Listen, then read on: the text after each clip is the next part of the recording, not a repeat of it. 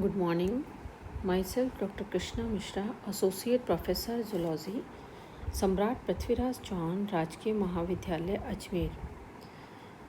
Today I am going on to start origin of mammals. In this we will include introduction to mammals, then their definition, biological organization, archaic mammals, then ancestry of mammals. After that, we will come to the evidence from living mammals, then evidence from the serological support, then molar hypothesis supporting reptilian ancestry of mammals, then probable ancestry of mammals, and finally biological trends in mammalian evolution. First of all, we will start with the introduction to mammals. Mammals, they stand at the pinnacle of evolutionary success amongst the living organisms.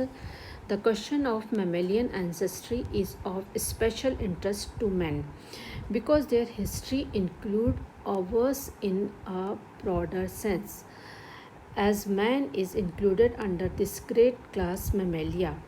Mammals constitutes a very unique group and separate themselves from other by having many morphological and physiological characters which help them to overcome in hospital environmental hurdles. A survey of past geological records reveals that in Mesozoic era there was a storm of evolution. This era is regarded as the age of reptiles. The majestic and dominant forms were the dinosaurs and then giant rulers of the horizon. When the dinosaurs ruled the earth, a group of small and insignificant creatures evolved under their shadows. Though lowly in origin but unique in their endowments, they constituted the mammals. The cause of extinction of dinosaurs is quite obvious of their factors: hugeness in size, lowly development nervous system, inability to retain constant body temperature can be regarded as the prime causes of extinction. Mammal with efficient mechanism of regulating body temperature, well developed nervous system, efficient power of swift movement confronted the challenges of evolution. From such a lowly start arose the mammals, which became diversified and ruled the earth. Now, how we can define mammals? Mammals are warm-blooded vertebrates. The body is covered more or less with hairs.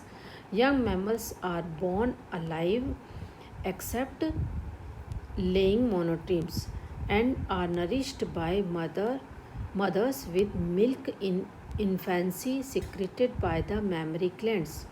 Separate opening of anus and urinogenital system except monotremes is characteristic. Biological organization of mammals. For a better understanding of mammalian ancestry, a generalized survey of the mammalian organization of existing as well as of the extinct form is desirable. First of all, we will start with the morphological peculiarities.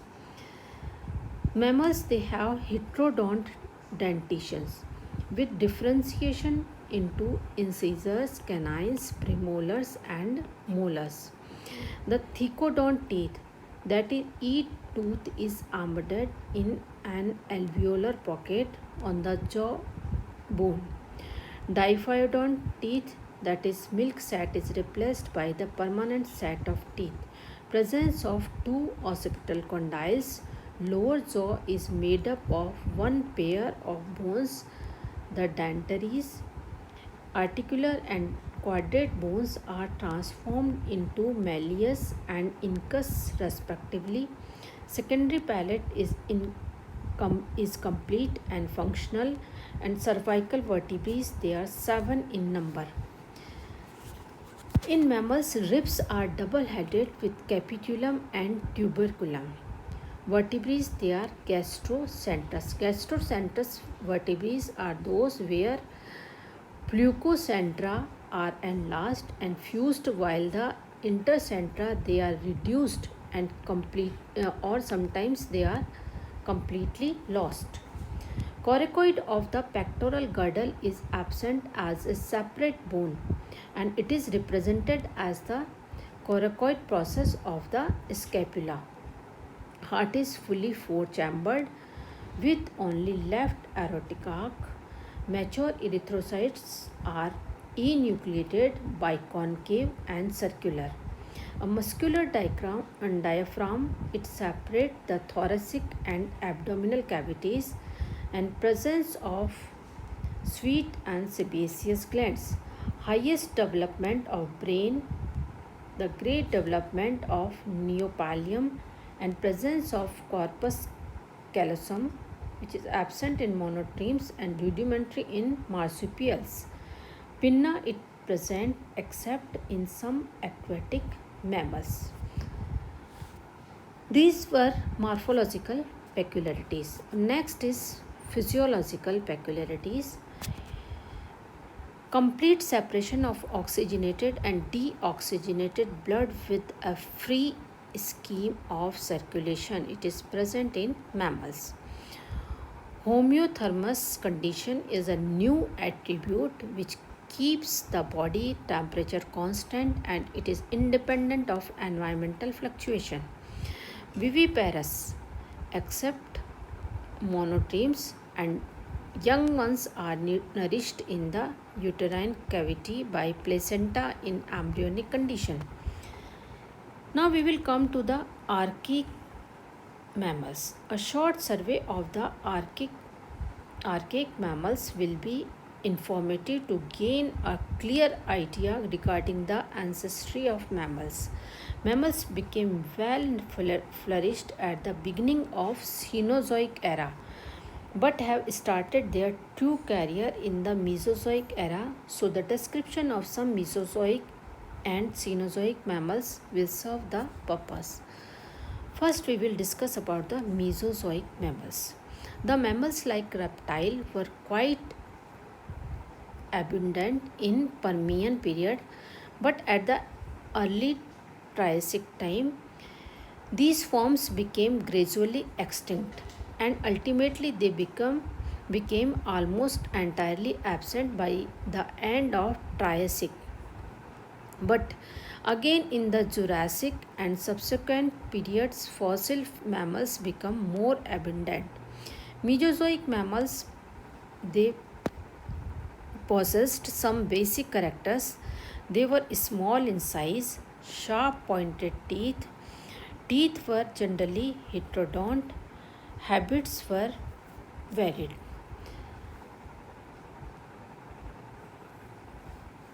Pentodonta.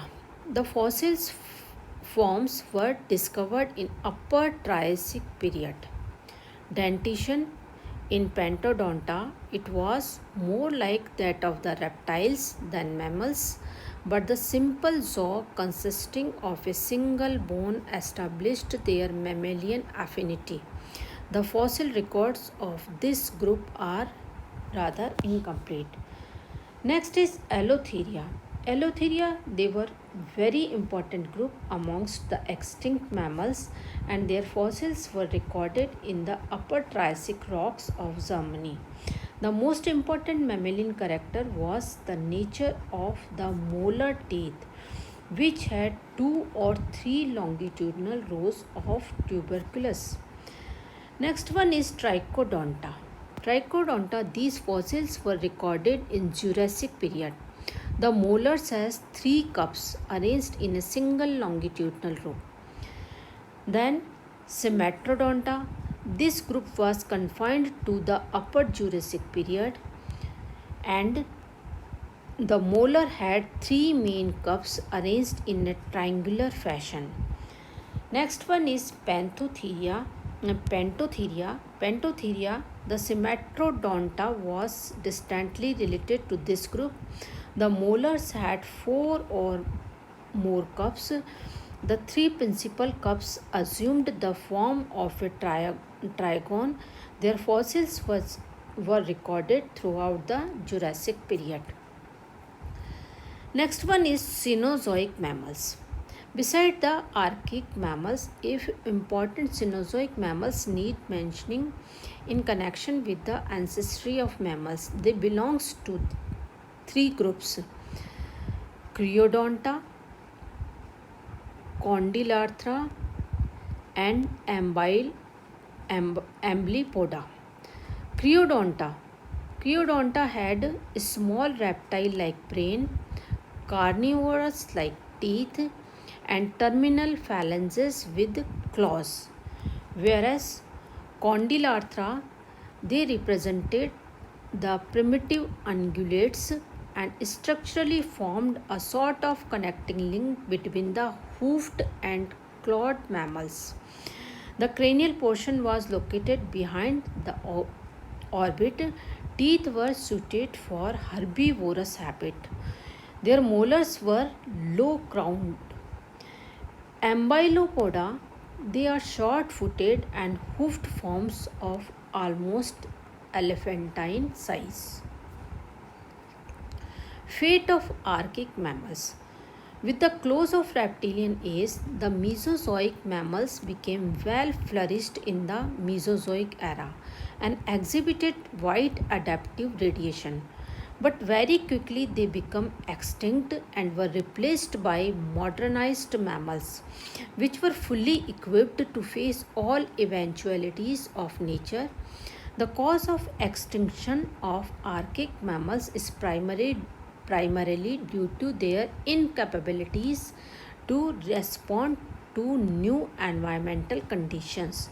The archaic mammals had a brief revolutionary career and they were subjected to racial extinction. The challenges of life were received by modernized mammals who flourished well in time and space. Some of the archaic forms transmutated into higher types while others become emigrants. Marsupials passed beyond the limits of South America and crossed the Antarctic land bridge to come to Australia where they still persist. So this was the part first of origin of mammals. In the next lecture, I will start with the second part of origin of mammals. Thanks.